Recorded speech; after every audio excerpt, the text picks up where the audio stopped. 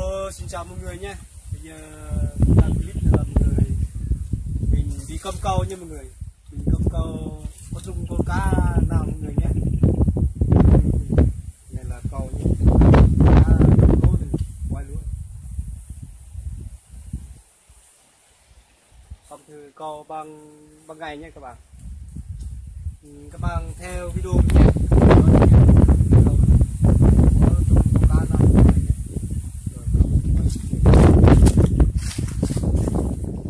Trồng lúa đây mọi người, trong này nhiều cá lắm mọi người, cá lóc, cá gì có hết.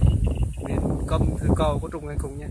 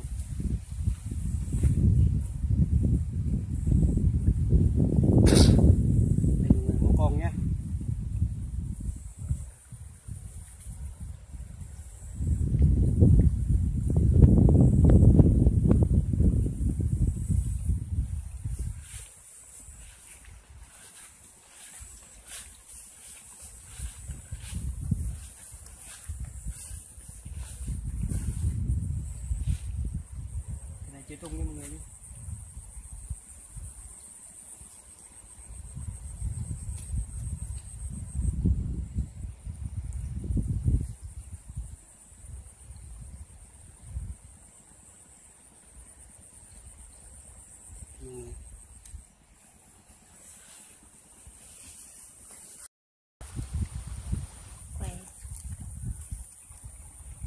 Vậy chúc mọi người nhé.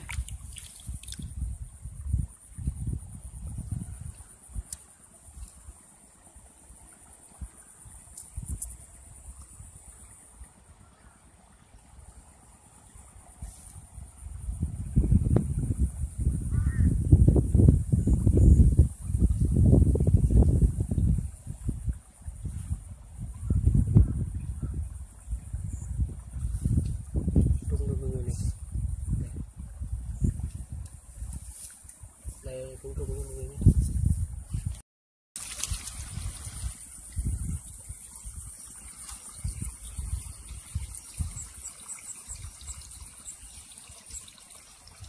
Đây, mọi người nhé, trùng rồi nhé.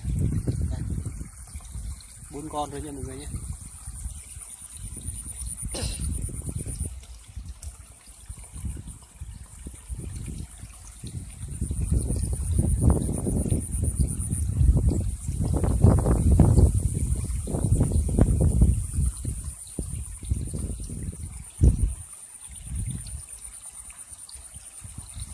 Con rồi nhé, nhìn bày chưa hết luôn.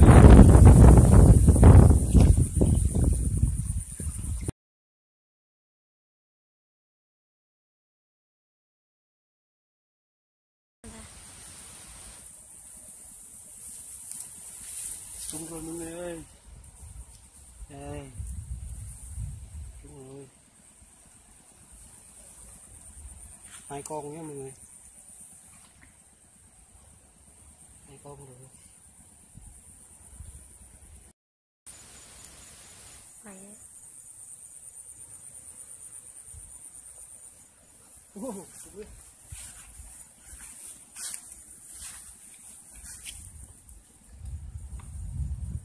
Ba con của mọi người nhé.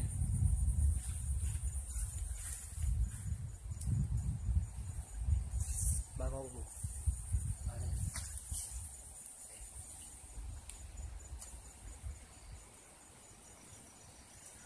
cưng cá đây thôi mọi người nhé.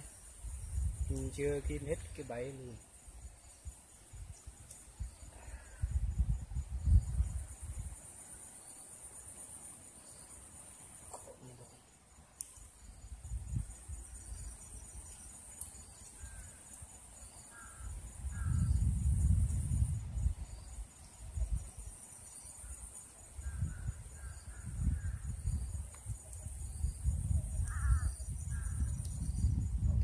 Sâu quá mọi người.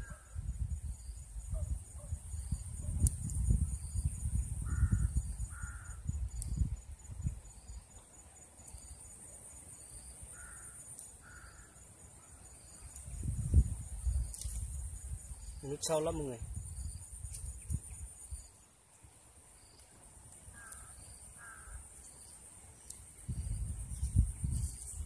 Ba con rồi nha. Bây giờ mình làm clip đã thành công rồi mọi người nha. Bây giờ mình sẽ đếm thử nha mọi người. 1, 2, 3, 4, 5, 6, 7 con nha mọi người. Cá thì 7 con, cua là 1, 2, 3, 4 con nha mọi người. Mình cầm hết